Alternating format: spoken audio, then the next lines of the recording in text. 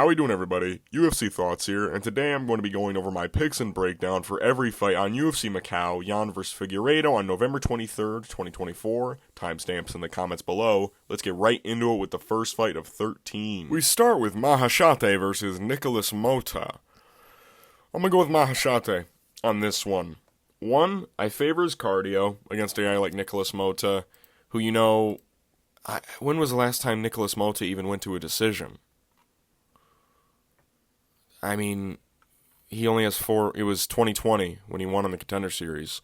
These guys are both sluggers. Man, they're going to throw a lot early on, a lot heavy. One of the weapons of Maheshate that's going to work very well is his jab. Nikolas Motta is very susceptible to a jab. Can't really... He, tries to move his head a little bit, but he can't time it correctly, so you'll see constantly this dude's head just get jostled back and forth by a jab. Like Trey Ogden. We all know who Trey Ogden is, right? The coach? The coach. He was bouncing Nikolas's head on the center line the entire fight, right? I don't like that. Well, I like Trey Ogden. I picked him against Loic Radzhabov. They're right, fellas. But... I don't like that Trey Ogden's very rudimentary striking is working extremely well against Nikolas Motta. Nikolas throws a lot of heavy body kicks. He'll try and set up his striking with a single leg kick. He'll throw a single leg kick and then just ah! Maheshate, very quick for a 6-foot-tall man at lightweight. Hits pretty hard and he has good cardio. I mean, not good cardio, but he's able to go to decision and win. He has 5 wins by decision.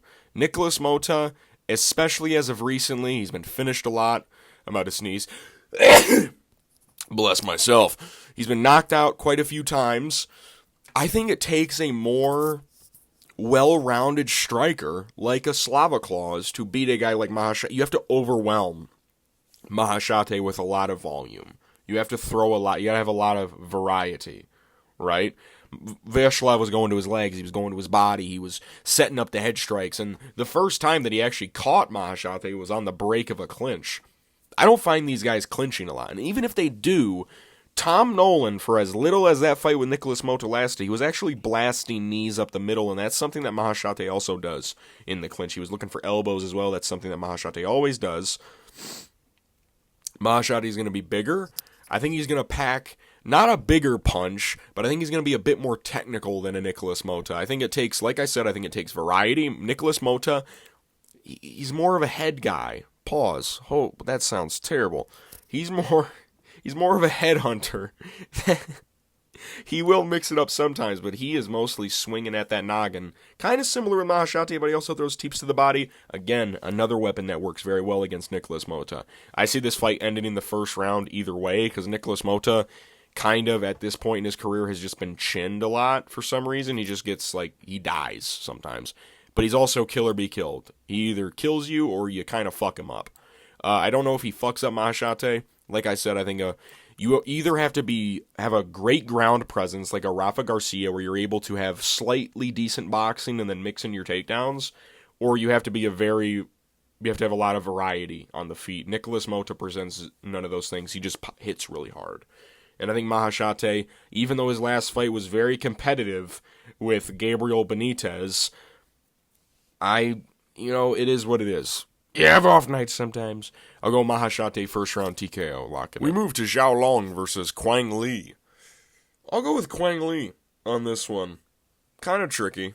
Kind of a tricky fight to predict because both guys had such weird outings last time. Xiao Long not arguably, it was pretty close with him and Chang Ho Lee. Quang Li's debut was against Chris Gutierrez, formerly ranked bantamweight. Formerly ranked, that's his title. He was ranked at bantamweight at one time, and Quang Li got a round off of him with his grappling. And the thing is, in this fight, Xiao Long, in that Chang Ho Lee fight, really preferred the clinch. It was a very high-paced fight. Very brutal to watch during moments because these guys were just exchanging knees to the body, him and Chang Ho Lee, for a large majority of the fight. I think the issue with this one is that Chang Ho Lee was willing to get in those grappling exchanges because that's where he is at his best. He was like, yeah, come on, clinch me, I'll throw knees with you. I think Quang Li who is also nasty on the ground as well. Even though Xiao Long is mostly he has decent striking abilities, I think Quang Li is going to have the striking advantage in this fight. I think he's going to have the power advantage in this one. Xiao Long, he is all right, but he doesn't have the offensive presence of a Chris Gutierrez where you have no idea what's coming at you, right? Where he's feinting so much that you're just like, I don't know what's going on. I think Quang Li is going to be able to get his reads early on Xiao Long because he is a lot more simple than Chris Gutierrez, whereas Chris Gutierrez, he'll feint a spinning wheel kick, he'll feint a leg kick, he'll tap you on the knee, and then he'll throw a 1-2, right? Xiao Long doesn't propose those feinting threats. He's very in your face at all times. I think Quang Li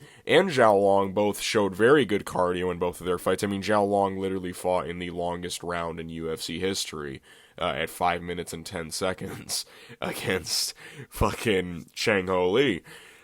Quang Li, you know, he did get kind of messed up by Chris Gutierrez in moments, mostly because of leg kicks. Xiao Long doesn't really set up leg kicks well. He's very, blocky and not very crazy athletic, I'll say. He does a lot of nasty work in the clinch, though, where I think is where he's going to have his most success against Quang. But I think Quang Li is just strong enough to where he can kind of shuck off a guy like Xiao Long, not be able to get controlled against the fence so much like a Chang Ho Lee did. And even then, Chang Ho Lee was able to land damage of his own. I think Quang Li is going to be able to land damage on him because he's not going to be as fearful on the feet of Xiao Long because he doesn't have the, like I said, the presence on the feet as a Chris Gutierrez. I think Quang Li will win a decision. I'll go 29-28. I think it's going to be a very competitive fight. We move to Lone Kavanagh versus José Ochoa. Now, this is probably my favorite fight, one of my favorite fights, rather, on the entire card. I'm going to go with Lone Kavanagh, but this fight's super interesting to me. José Ochoa, first things first, I'm not a fan that he hasn't fought in over a year. Okay? That's for one. He fought in LFA once. That's about it. He's a heavy finisher, 100% finish rate does José Ochoa.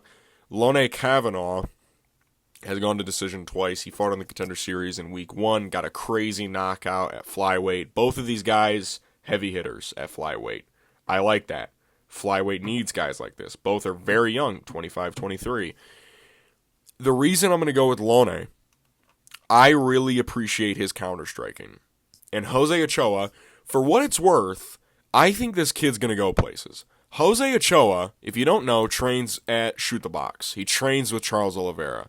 And I can see that when he's fighting. He does a lot of the same shit Charles does sometimes.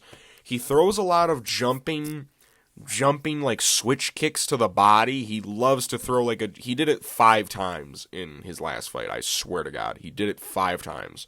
Maybe 3, but he definitely did it more than twice in 4 minutes. I think that Jose sometimes rushes in. I think he rushes in sometimes, and Lone's counter-striking is very good.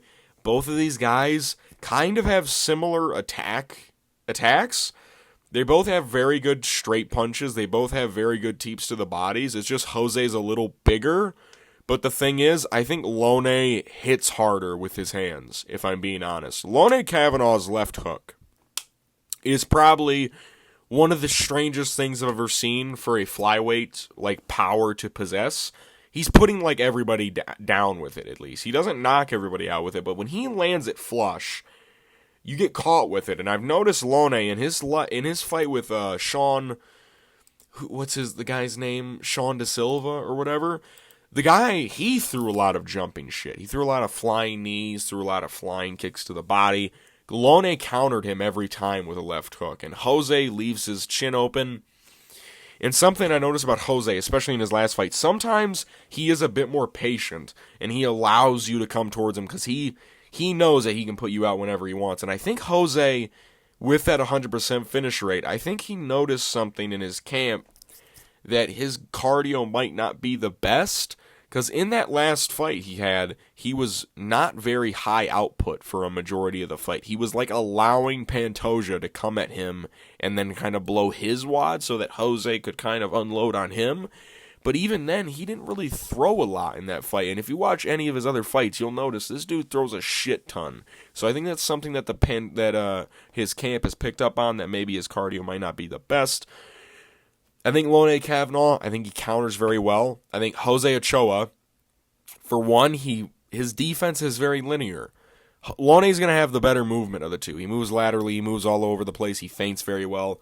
Jose moves in a linear pathway. If Lone Kavanagh is able to, Pantoja did it very well, was backing up José Ochoa with an explosive right hand, but he never followed it up with anything. He never followed it up with anything, right? He would just back Jose up with this brilliant right overhand. It would land most of the time, but he wouldn't throw anything after it. He would just be like, let me give my space. And he wouldn't do anything with it. I think Lone Kavanagh's striking patterns are a little bit more precise. I think he might be able to knock out José Ochoa. Because I think this dude, he's either going to TKO him in the second or knock him out in the first. And José Ochoa can win this fight. This dude's also very good. Don't get me wrong. This is probably one of the more interesting fights on the entire card. So watch out for this fight. I probably won't even be able to watch it. Because this shit's going to be happening like 4:30 in the morning. So fuck this card. Fuck this card for starting early. I'm an American, goddamn. We move to Nyamjargal Tumendemberel versus Carlos Hernandez. I'm going to go with Nyamjargal on this one. This is kind of a tricky fight because Carlos Hernandez is kind of like a tricky veteran-esque fighter, and he can definitely beat Nyamjargal because of how wild and unique his style is. But I think Nyamjargal's damage is where this fight is going to go to his way. I think he's going to be able to do... Jesus, that sentence was worded horribly. Holy shit. I think Nyamjargal is going to be able to do more damage. That's all I needed to say. That's all you needed to say. Come on. Carlos Hernandez striking is very crisp, very bread and butter, setting up the feints with the ones and twos and this and that and the other. Nyamjargal literally will sprint at you and throw wild overhands, and he's got a good chin on him too. Hits very hard. Carlos Hernandez, if we're being honest, he doesn't really hit crazy hard. He's never knocked anybody out.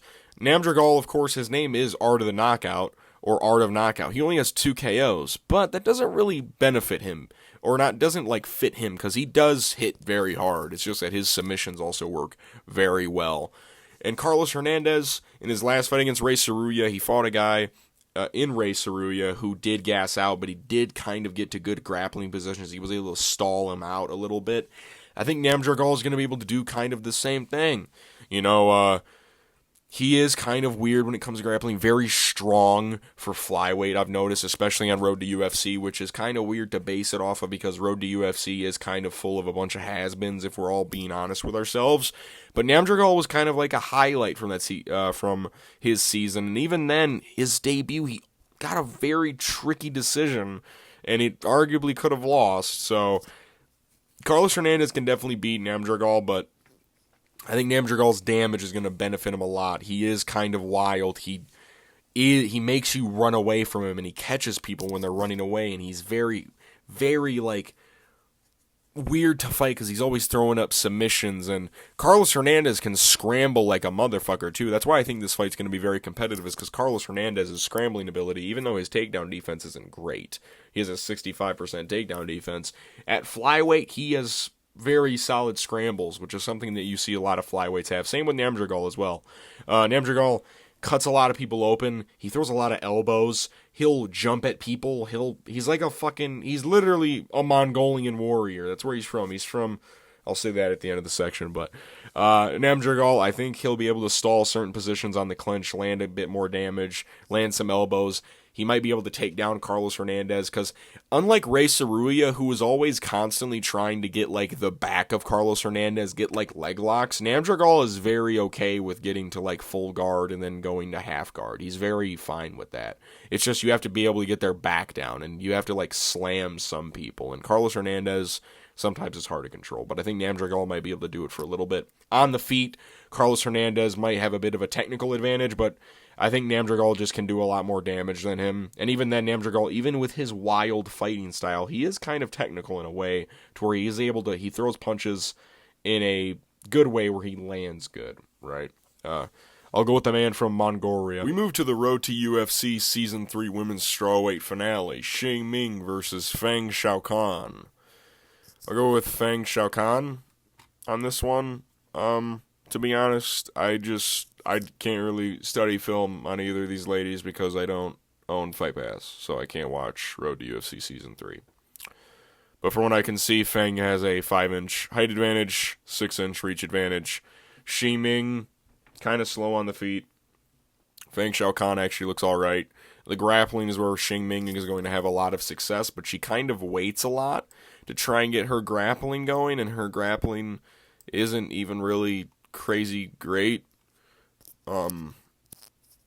Yeah, I don't really have a lot to work with on this fight, and neither of the other fights either. So, yeah, I'll go Feng Xiaocan, probably by decision.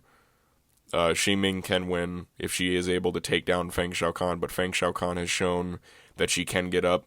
She also is going to be way stronger, I feel, than Ming, even though she does look malnourished. But, yeah, she does have alright get-ups, and Ming kind of struggles in the clinch with shorter women. I don't imagine that she's going to be way better with a taller girl. It's like trying to take down a ladder. So I imagine Feng is just kind of just grappling at this point. So I'll go Feng Xiaocan. We move to the Road to UFC men's flyweight finale. Kiru Singh Sahota versus DongHun Choi. I'll go with Kiru Singh Sahota. Interesting fight. Kiru, very long for flyweight, 5'10", 73-inch reach. DongHun Choi, you'll see him exceedingly succeed in pocket exchanges during moments where fighters are resetting, like in that Bashed fight. In his last fight against, was it Ungand Bashed? I forget his first, I know his last name was Bashed. Jacked flyweight, almost clearly on sauce. Not clearly, but like, fucking yoked for the weight class. DongHun Choi hits pretty hard. His count is like in the pocket presence is very good. His hooks are very good on the break of like clinch exchanges and stuff like that. Kiru Singh Sahota, I honestly think he's just going to be able to stink it up way more than DongHun Choi is. I think Kiru Singh Sahota is kind of stinky when it comes to his fighting performances. Uses the clinch very well because he is long, so he's able to get underhooks and be able to hold people against the cage like extremely well. Able to knee the thigh, able to knee the body, and he's just kind of stinky from range. He's like Israel Adesanya almost, like round 4 Israel Adesanya against like Jared Cannonier and shit, just like waning in and out, throwing the leg kick, throwing a teep to the body, and then he'll just be like, oh, let me hold you for a little bit. That's what Kiru Singh Sahota is going to do in this fight. Kind of a stinky fighter. I don't want him to win. I think DongHun Choi would be way better for the sport, but I think that Kiru Singh Sahota is going to be able to play at range, be able to find his shots down the middle, because DongHun Choi is a little reckless a little bit early in the first round. So I think Kiru Singh Sahota might be able to catch him a little bit, get his respect early on in the fight. I think that'll affect the mindset of a DongHun Choi, where he is kind of has his hands down a little bit, and Kiru Singh Sahota is able to sling a right hand down the middle and catch him a little bit. I think Kiru Singh Sahota is going to stink it up, like I said, in the clinch, kind of slow down the fight. Throw a lot of leg kicks from range. DongHun Choi also has good leg kicks, but Kiru Singh Sahota kind of just is a bit better at range because he is the longer fighter. So I'll go Kiru Singh Sahota, probably by decision. I don't think he finishes DongHun Choi, even though he does get tagged a little bit. But yeah, stinking it up, playing at range. That's the name of the game to Sahota. We move to the Road to UFC men's bantamweight finale. Baergeng Jieleyisi versus Su Young Yu. I go with Baergeng Jieleyisi. Su Young Yu, both of these guys are alright. Su Young Yu, the only way I could describe him is a smaller, kind of stockier guy. He's going to try to look to wrestle in this fight or explode with massive combination. Not massive combination, just with massive power punches. I imagine he's going to try and wrestle Jieleyisi because Jieleyisi, we've seen on the Road to UFC series that he does have struggles in the grappling department. But this dude actually has some power in his hands. Jieleyisi actually hits pretty fucking hard, if I'm being honest. You know, he only has 5 wins by KO, and he also has 9 wins by sub, but this guy, every time he lands a straight right hand, it seems like his opponents really struggle with his power, man. And Su Young Yu, I'll be honest, he didn't really look all that good from the fights I saw of his. He's alright. how I would describe a wrestler when they're trying to strike. He just kind of keeps to himself, doesn't really unload a lot of large combinations, kind of weighs on the outside, he'll explode, and then he'll look for the takedown. Jieleyisi is going to be a bit more technical on the feet, which I think is going to help him a lot. He goes to the body sometimes, his straight right, like I said. He's going to have a height advantage, reach advantage, which I think is going to really play into this fight, is his reach advantage, because Su Young-yu is going to have to explode even more into a fighter like Jieleyisi. He's going to actually have to get inside the pocket with him. And Jieleyisi's best weapon is his straight right hand, and Su Young-yu doesn't really move his head all that much. If Su Young-yu does win, it'll be with grappling. He'll try and take down Jieleyisi, but Jieleyisi does have good jiu-jitsu on his back. And he can actually reverse some positions. And in that fight with, what was his name? Nakanishi. That was his name. Nakanishi. He actually did show some good, ways to get back to his feet. He was able to get out of certain positions. Su Young-yu, I think he slows down quite a bit. Both of these guys have had cardio issues before. I think that's also going to play it far. I think the third round, if it does get there, is going to be kind of gross, which I do think it will get there. I think I'll go with Baergeng Jieleyisi by unanimous decision, 29-28. We move to the start of the main card. Mingyang versus Ozzy Diaz. I'll go with Zhang by first round KO. I think this fight's pretty easy to predict. Zhang is a pretty big light heavyweight. Not height-wise. Ozzy Diaz is going to have the height advantage. But he is he's got big legs, and one of Ozzy Diaz's main weapons are his leg kicks, so I don't know if they're going to be as effective, because Zhang is kind of defensively sound when it comes to leg kicks. The straight punches of Ozzy Diaz can definitely play a factor in this fight if Zhang does get hit by them constantly, but I think that Ozzy Diaz is just a little too slow for a guy like Zhang Mingyang. You go from a guy like Brendan Sinhabero, who is very fast for light heavyweight, who was starting to catch Zhang a little bit. I don't think Ozzy Diaz's speed and his fat-ass frame aren't going to work against a guy like Zhang Mingyang. I think Zhang's probably going to tag him with a couple of left hooks. That's seemingly something that Ozzy Diaz struggles with a lot in his career, are hooks in the pocket, because he does kind of rush in. Not rush in, but he kind of plods in boxing range, and he kind of drops his hands and throws punches. I think Zhang is just he's going to catch him early.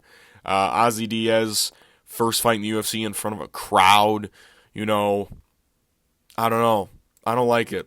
I don't like it for the guy. I wasn't super impressed with some of the regional tape I saw. I saw his chin's kind of weak as well. 2 losses by KO, and I know Zhang's been KO'd a couple of times before as well. He has, 3 KO losses? I don't think Ozzy Diaz can knock him out, though, just because he doesn't have the speed advantage. Yeah. And also, this guy's been finished in every single one of his losses, too, even going back to regionals. He's been KO'd. He's also been KO'd 3 times. He got KO'd in the amateurs, too. I've seen this guy get knocked down by a couple people that he shouldn't be getting knocked down, like Chuck Campbell. This 7-4 guy was able to knock him down. I don't know how old he is. He's one of those guys that Tapology doesn't even have his age on there, so I imagine he's older. I think that Zhang, he's going to be younger, he's going to be quicker, and he's going to hit equally as hard as Ozzy Diaz, maybe even harder. And I think the left hook is going to land flush early in the fight, because Zhang does have a mean left hook. He sets it up very good. He throws the same right hand left hook combination a lot. I think he's going to catch Ozzy Diaz with it. He knocked out Tuco Tokos. He also knocked out Brendan Sinhabero. I just think that Ozzy Diaz is he's a victim in this fight. We move to Volkan Oezdemir versus Carlos Ulberg. I'm going to go with Carlos Ulberg on this one. I think is he going to be able to TKO Volkan? Either second or third round TKO or decision for Carlos Ulberg. I think the big thing in this fight is going to be distance management, patience, and speed. I think those are the 3 key things in this fight, and I think all those things favor Carlos Ulberg. He's going to have the reach advantage. Carlos Ulberg, for a lot of his career in the UFC, he is a very city kickboxing fighter, if you get what I'm saying. He is the guy that I think city kickboxing is molding their fighters around, is this guy's fighting style. Very patient on the outside, only throwing when he sees an opening, rarely misses any shots. Not rarely, but like he picks his shots decently well, and he counters very well. Here's the thing. Some of his fights, there's going to be some lulls in the action during moments where you're like, man, nothing's getting done. But then the guy will be forced to rush in because now Volkan is going to try and get on the inside on Carlos Ulberg. That's how he has to win this fight, is get on the inside. He's not going to be able to win a tit-for-tat battle because he's not fast enough, and that's one of the things. Carlos Ulberg is probably one of the faster light heavyweights on the entire roster, just like striking speed and movement speed-wise. Volkan is a bit more plotty than Carlos. Carlos has better footwork. But Volkan has more power. And that's what really makes this fight a little tricky, is because we've seen Carlos Ulberg get knocked out before. We've seen it happen, and he gets hit sometimes because his hands are a little low, and his head striking defense, he does move out of the way of a lot of shots, but he does get hit sometimes. And that is something that has been like kind of like a looming thing on his career, was that Kennedy and Zechiku loss, where you're like, is this guy even really all that good? You know what I mean?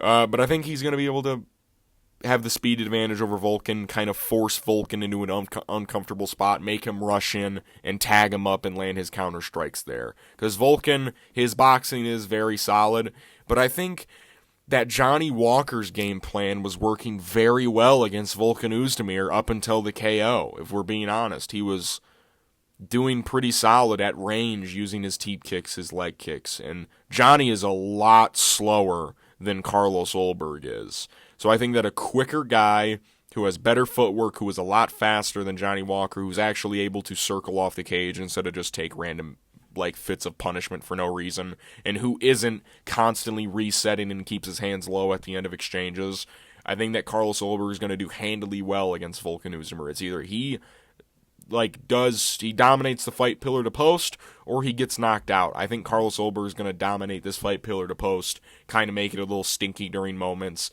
not like using his clinch, but just not throwing a lot, and then force Volkan to step in, boom, counter check hook, or check hook for the checkbook. I don't know if he knocks out Volkan Oezdemir, but I think Carlos Ulberg does. We move to Wang Cong versus Gabriela Fernandez. I'll go with Wang Cong on this one. This fight is a little tricky, though. I don't think that Wang Cong is just going to like flatline Gabriela Fernandez without any trouble. I think Gabriela Fernandez can make this a very dirty fight if she wants to. Gabby isn't going to have a huge speed disadvantage in this fight like Victoria Leonardo had against Wang Cong. Wang Cong will probably punch harder than Gabriela Fernandez. She does seemingly have one-shot knockout power. Even though she doesn't have a lot of KOs, she does seemingly hit pretty hard, and her technique is pretty solid as well. And that's where I think she's going to have a lot of success, is in the technique department, because Gabby is a little wild on the feet. She does throw a lot of, she starts the fight off very tight, very composed. Pause, holy shit. Her combos are very, good looking. Oh my god. She looks good early, all right? As the fight goes on, it gets a little bit messier. She's more looping than she needs to be. I think she's going to get a little loopier quicker. I think she's going to get a little loopy quicker on this fight because it's going to be in front of a crowd. She's going to get hyped up. She's going to be like, I'm fighting Wang Cong. Wang Cong has good leg kicks. She is able to check leg kicks as well. That's something that Gabby likes to throw, are leg kicks.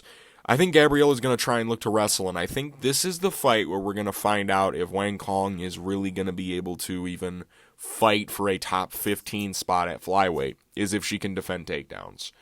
And we could be on a Robelis to Spain speed run again with Wang Cong, where she just cannot defend takedowns, and we realize she isn't really good. I hope not. I'm going to roll with Wang Cong till I die, brother, because it's kind of funny. Like, knockout power that good at flyweight's kind of nuts. Also, Carly Judice was landing pretty heavy on Gabriela Fernandez. And Carly is pretty solid, but she isn't as fast as a Wang Cong, and she isn't as technical. And she also isn't as, great on the feet. She doesn't have the, accolades that a Wang Cong has. I think Wang Cong, I think she'll win a decision. I don't think she knocks out Gabriela Fernandez. She might be able to if Gabriela is just as wild as she usually is and just gets, like, tagged really fucking hard.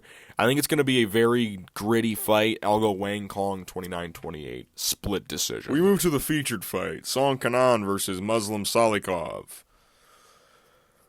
Oh, man. I'll go with Songkhanan, I guess. I don't really care about this fight. I'll lay it out for you on fucking document paper. Muslim Salikov is somehow going to be quicker than Songkhanan, even though he is 40. I just think that Songkhanan can make it a dirty fight. Make it a little dirty. Use the dirty boxing like he was doing against Kevin José.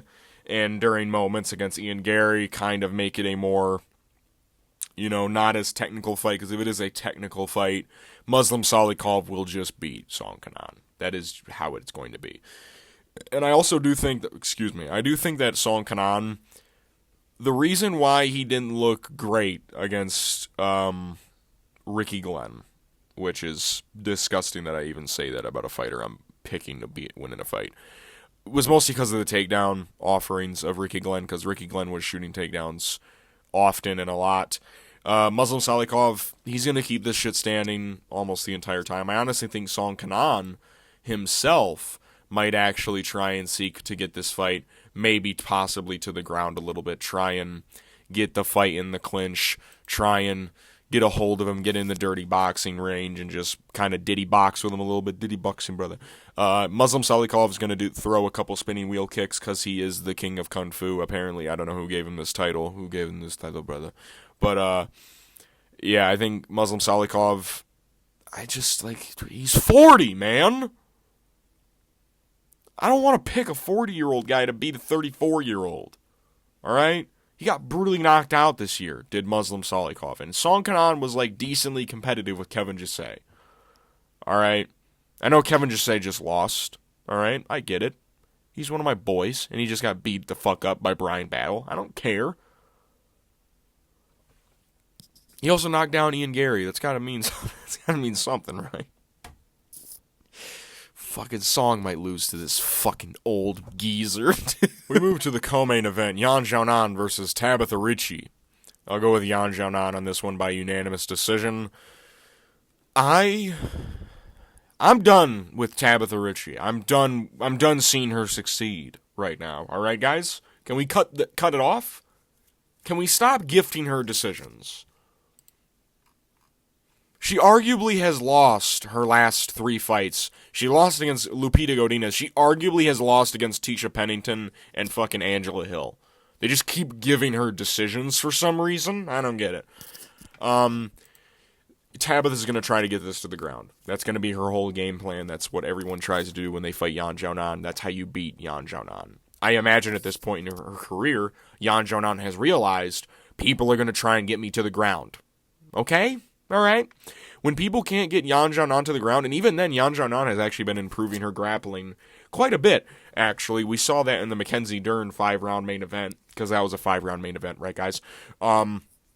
We saw that she was actually able to reverse certain positions and actually kind of dominate Mackenzie Dern on the ground. But that was also a Mackenzie Dern who was just trying to play jiu-jitsu. So, it is what it is. But on the feet, Yan Xiaonan is going to have a significant advantage because Tabitha Ricci just isn't good on the feet. I've become accustomed to thinking that because she just isn't good. All right.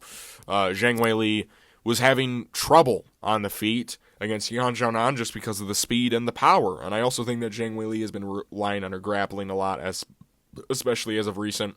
And Yan Xiaonan's got heart, man. Even though it arguably should have been stopped 5 times against Zhang Weili, she continued to fight, and she's continued to make it somewhat competitive. I don't think Jesus, I got the hiccups now. I don't think Tabitha Ricci has the striking or the wrestling to make Yan Xiaonan fearful on the feet. Her takedowns aren't really that great. Tisha Pennington, she went 1 of 10 on her. And now Tabitha Ricci's starting to be I can kind of feel, my boyfriend's a boxer. I can kind of strike with people. No, you can't, lady. I think Yan Xiaonan is probably going to, if She can defend takedowns, which I think she's going to because I think that's all she's been working on in the offseason. It's all she should be working on. Her striking's pretty good. She has very good knockout power. She fucking slumped Jessica Andrade, for Christ's fucking sake. She should be able to sleep Tabitha Ritchie in rounds 1 or 2, all right? She should be able to. She has a huge size advantage. She's going to have the power advantage. She's going to have the cardio advantage. I've seen her go 5 rounds in a very high volume fight against Zhang Weili. Tabitha Ritchie slows down after 3 rounds with Angela Hill, all right? Yan Xiaonan, lock it in. We move to the main event, Petr Yan versus Deiveson Figueiredo. Deus de Guerra. God, I'm going to go with Petr Yan. I wish that I could pick Deiveson in this fight, man. I fuck with the God of War so hard, but Petr Yan, I fuck with Petr Yan too. I think to beat Petr Yan, you have to be one of the best at something. You have to be able to threaten him as the best person in the division. Sadly, Deiveson is neither of those things, all right? Aljamain Sterling had the best jiu-jitsu. He was able to get to the back of Petr Yan. I don't think Deiveson Figueiredo's grappling is good enough to wither a guy like Petr Yan. That is something that Deiveson has been really, really relying on at bantamweight, is his grappling. He had to grapple Cody Garbrandt to beat him. That is a fact. He had to grapple in round 1 to beat Chito Vera. That's a fact. He implemented takedowns to beat Rob Font. That's also a fact. Something I've noticed about Deiveson, he's very low output, doesn't throw often. He will win the first round. I've already conceded the first round for Deiveson Figueiredo to beat Petr Yan, because Petr Yan starts slow as shit. I think the first round is going to look a lot like the first round against Chito Vera, minus the takedowns. It's just that Petr Yan's not going to throw as much. Petr Yan builds into fights. He forces people into high-volume fights. That is something that he just does to people. And while his last performance against Song Yidong was definitely not, great, he was injured to shit going into that fight and got injured as shit in that fight. So I'm not really looking at that as that's just how he looks. I think Petr Yan took a lot of time off since then, and Deiveson's been very active. I think that Petr's younger than him. I think that he's just going to be a lot more technical than Deiveson Figueiredo. Deiveson probably hits harder than Petr Yan, I'll be honest. Deiveson hits really fucking hard. I mean, he knocked down Chito, he knocked down Pantoja. We all know Deiveson can hit hard. It's just, can he land? That's the thing. And I don't think Deiveson has the best striking in the division like a Sean O'Malley. Or he has the best cardio. And honestly, I think Deiveson's cardio is a little shaky because he does slow down in these fights. If you rewatch that Chito Vera, why did I say Chioto, like I'm Petr Yan, Chito Vera fight, that second round, he really doesn't throw a lot. And I think it's because he's scared of gassing out at bantamweight. Petr Yan's going to make him throw. He's going to either make him throw or he's going to TKO him standing up. That is just a fact. And Deiveson Figueiredo, when he gets in these squirrely positions, he's going to look for takedowns. I don't think he's going to be able to take down Petr Yan. I don't think he has those takedowns like a Merab Dvalishvili. Petr Yan has great takedown defense. He's just very well-rounded in general. He's one of the more technical bantamweights we've ever seen in UFC history. That's just a fact. I think he's going to beat up Deiveson as this fight goes on. I think Deiveson's going to work very well early on. He's going to look super good in that first round. Then Petr's going to start picking it up. I think the leg kicks are going to work very well for Petr Yan because Deiveson's leg is just out there to get leg kicked. He does stand very tall. He leans back. His lead leg is just there to get leg kicked. I think teeps to the body from Petr Yan are going to work very well. And I think that Deiveson exchanges in the pocket a little too much. Brandon Moreno was able to drop him. All right. I still think Deiveson Figueiredo might be struggling a little bit to get to that bantamweight number. So we'll see what happens. We'll see. I think that Petr Yan is just going to win this fight. I think he's going to be able to dominate it as the fight goes on. I think Deiveson's going to be able to make it a little stinky early on, try and get in the clinch, try to drain Petr Yan a little bit. I think Petr Yan, as the fight goes on, rounds 2 and 3, that's when that momentum shift is going to happen. Deiveson's low output is going to start to really show, and he's going to be whiffing at air. I mean, Chito Vera was, competently, striking with Deiveson Figueiredo. That's no knock on Chito. He clearly won round 2. All right? He did. In round 3, he was winning up until the knockdown. All right? Deiveson Figueiredo does have holes in his striking. He is a little slower. he looks to counter a lot. He'll like implement a jab here and there, but I think Petr Yan's head movement, I think his boxing fundamentals are really going to be a priority in this matchup, and I think he's going to be able to TKO Deiveson Figueiredo in round 3 or 4. I think he's going to build into this fight. He's going to break down Deiveson, rip to the body a lot, try to wear on the cardio of Deiveson Figueiredo. I've seen Petr Yan go 5 hard fucking rounds and still look pretty solid against guys like Merab Dvalishvili, who put a record-breaking pace on him, and he was still looking decent. Deiveson's not going to be able to do that. It's going to be a much lower pace, but Petr Yan's going to be the one setting the pace. He's going to be able to go at this all he wants. So I'll go Petr Yan, 3rd or 4th round TKO. I'm UFC Thoughts. These have been my picks and breakdown for every fight on UFC Macau, Yan vs. Figueiredo on November 23rd, 2024. My confident picks reside with Zhang Mingyang, Yan Xiaonan, and in the main event, Petr Yan. My pre-card rating is a 7 out of 10. I am so sad that this fight card is so early because I'm going to miss a majority of these fights. I'll have to rewatch a lot of them. But the thing is, I'll be able to get my recap video out a lot sooner. Probably get it out on Saturday if I'm being honest, but there's a lot of fun fights on this card, a lot of guys to look out for. Kavanagh, Nyamjargal, Tumendemberel. I think the Maheshate Nikolas Motta fight has like fireworks written all over it. The Kavanagh José Ochoa fight has fireworks written all over it. Zhang Mingyang, Ozzy Diaz. Probably going to be a finish. Volkan, Ulberg, Wang Cong. And then the main event is just fucking violence personified. So, what do you guys think about the card? Let me know some picks you guys have. I'll see you guys after the fights. Peace.